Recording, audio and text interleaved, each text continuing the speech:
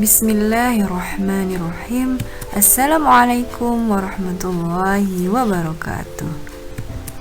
Alhamdulillahirrabbilalamin.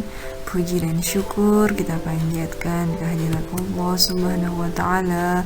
Karena berkat nikmat dan sehatnya lah kita masih dapat melaksanakan pembelajaran pada hari ini. Pada kesempatan kali ini, Ibu kembali akan membahas mengenai materi prakarya dan kewirausahaan, yaitu mengenai wirausaha kerajinan dari bahan limbah berbentuk bangun ruang untuk part yang kelima.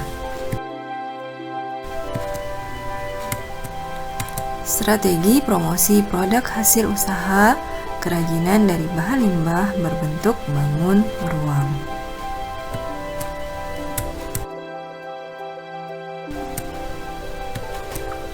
Yang pertama, pengertian promosi usaha kerajinan dari bahan limbah berbentuk bangun ruang. Promosi merupakan salah satu kegiatan pemasaran yang penting bagi perusahaan dalam upaya mempertahankan kelangsungan hidup perusahaan serta meningkatkan kualitas penjualan. Promosi adalah segala bentuk komunikasi yang digunakan untuk menginformasikan, membujuk atau mengingatkan orang-orang tentang produk yang dihasilkan organisasi, individu ataupun rumah tangga. Ini oleh Shimamura pada tahun 2003 halaman 285. Adapun tujuan dari perusahaan melakukan promosi menurut Ciptono pada tahun 2001 halaman 221 adalah menginformasikan, mempengaruhi dan membujuk serta mengingatkan pelanggan tentang perusahaan dan bauran masyarakat pemasarannya.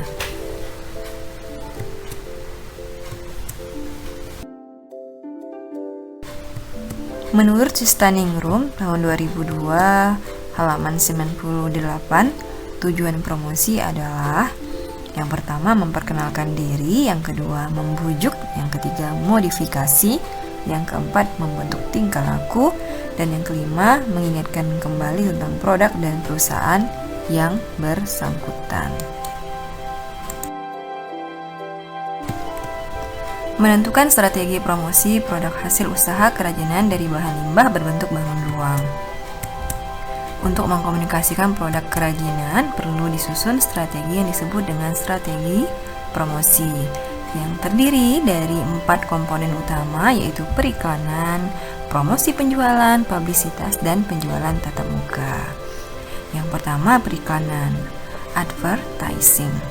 Periklanan merupakan sebuah bentuk komunikasi non-personal yang harus diberikan imbalan atau pembayaran kepada sebuah organisasi atau dengan menggunakan media massa. Adapun media massa yang biasa digunakan itu seperti televisi, surat kabar, majalah, internet, dan lain sebagainya.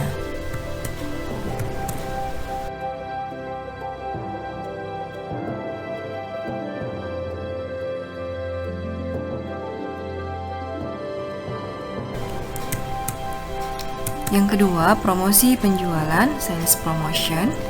Promosi penjualan merupakan insentif jangka pendek untuk meningkatkan penjualan suatu produk atau jasa, di mana diharapkan pembelian dilakukan sekarang juga. Wujud nyata kegiatan promosi penjualan seperti obral, pemberian kupon, dan pemberian contoh produk. Yang ketiga, penjualan tatap muka, personal selling. Penjualan tatap muka merupakan sebuah proses di mana para pelanggan diberi informasi dan mereka dipersuasi untuk membeli produk-produk melalui komunikasi secara personal dalam suatu situasi perekrutan.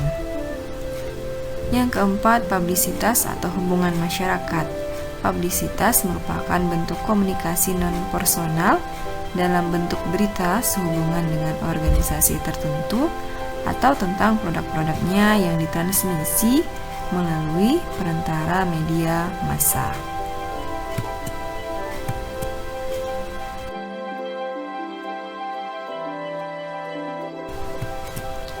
Yang ketiga, melakukan promosi produk hasil usaha kerajinan dari bahan limbah berbentuk bangun ruang.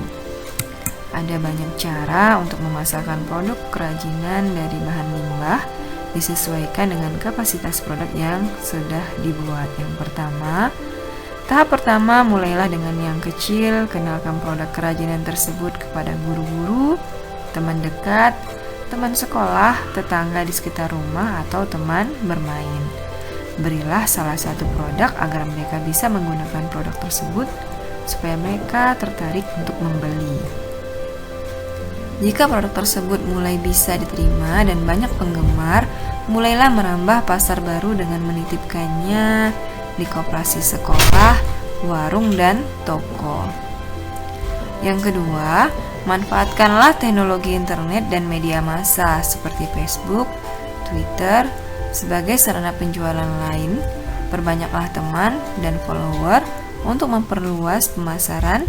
Bisa juga dengan membuat blog gratis atau website yang berbayar dengan relatif yang terjangkau harganya.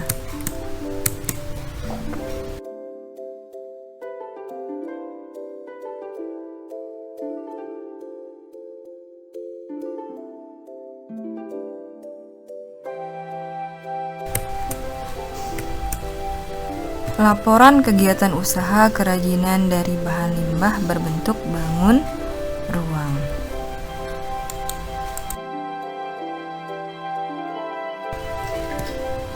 Yang pertama, laporan pelaksanaan kegiatan usaha kerajinan. Laporan kegiatan usaha adalah penyampaian informasi sehingga tercipta komunikasi antara yang melaporkan dan pihak yang diberi laporan. Laporan pelaksanaan kegiatan hendaknya bersifat komunikatif, jelas, dan mudah dipahami oleh semua pihak. Agar menjadi komunikatif, sebaiknya laporan pelaksanaan kegiatan usaha harus disusun dalam bahasa yang lugas dan mudah dimengerti. Yang kedua, dikatakan logis apabila segala keterangan yang dianalisis dapat diteliti alasan-alasannya, apakah laporannya masuk akal atau tidak. Yang ketiga, dikatakan sistematis apabila keterangan-keterangan yang dikemukakan di dalam laporan pelaksanaan kegiatan usaha disusun dalam urutan yang memperlihatkan adanya saling keterkaitan. Yang keempat, laporan pelaksanaan dikatakan lugas apabila bahasa yang digunakan langsung menjawab persoalan yang nyata dan tidak bertele-tele.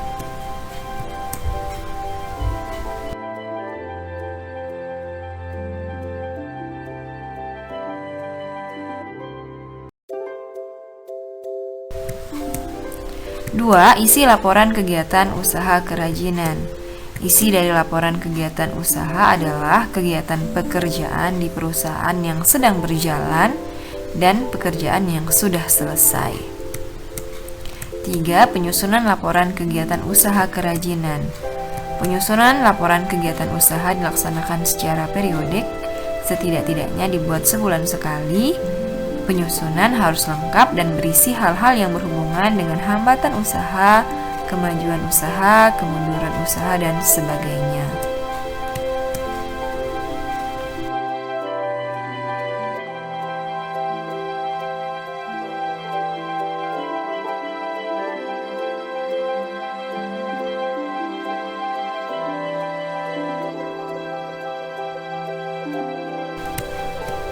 Empat, fungsi dan tujuan laporan kegiatan usaha kerajinan. Fungsi dan tujuan laporan kegiatan usaha adalah untuk memberitahukan persoalan kegiatan usaha secara detail dan objektif, serta memberi keterangan atau informasi yang singkat tentang kegiatan usaha. Adapun kewajiban seorang pengelola usaha atas perbuatan laporan kegiatan usaha adalah yang pertama, harus memahami akan artinya penting laporan. Yang kedua, harus dapat mendistribusikan laporan, baik yang bersifat umum maupun khusus. Yang ketiga, harus menyiapkan sarana, data-data, dan teknisnya, serta latihan-latihan penyusunan sebuah laporan kegiatan usaha. Prinsip yang harus diperhatikan dalam penyusunan laporan kegiatan usaha yaitu yang pertama, laporan harus tepat waktu. Yang kedua, laporan harus teliti, benar, dan dipercaya. Yang ketiga, laporan harus berjalan dan sederhana. keempat, laporan harus ada standarisasinya.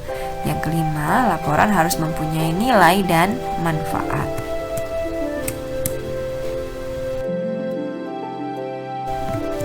Lima, menganalisis laporan kegiatan usaha kerajinan dari bahan limbah berbentuk bangun ruang.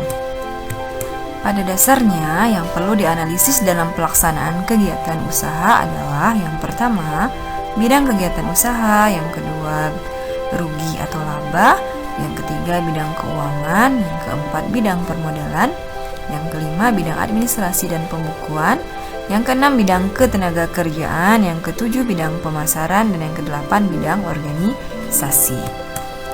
Analisis laporan keuangan adalah evaluasi atau penafsiran neraca dan daftar perubahan posisi keuangan perusahaan. Mengadakan analisis laporan keuangan sangat penting untuk mengetahui keadaan dan perkembangan keuangan dari perusahaan yang bersangkutan.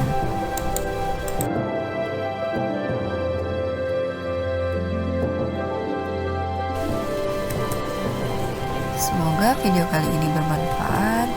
Jika masih ada yang ingin ditanyakan atau masih ada yang belum dipahami, silakan masukkan di dalam kolom komentar. Terima kasih telah menyaksikan video ini. Saya cukupkan sampai di sini. Wassalamualaikum warahmatullahi wabarakatuh.